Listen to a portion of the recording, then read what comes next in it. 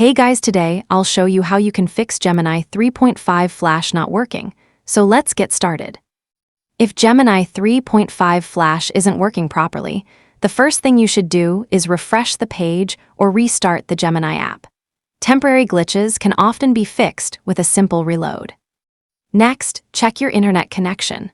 A slow or unstable connection can prevent Gemini from generating responses correctly. Make sure you're connected to a reliable network and try again. If the issue continues, sign out of your Google account and then sign back in. This can refresh your session and resolve account-related problems. You should also clear your browser's cache and cookies if you're using Gemini in a web browser. Another solution is to update your browser or the Gemini app to the latest version. Older versions may have compatibility issues that can affect performance. You can also try using a different browser or device to see if the problem is specific to your current setup. If Gemini 3.5 Flash is unavailable, it may be due to a temporary service outage, regional restrictions, or high server demand.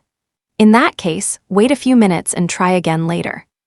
By following these steps, you can solve most common Gemini 3.5 Flash issues and get back to using the AI normally.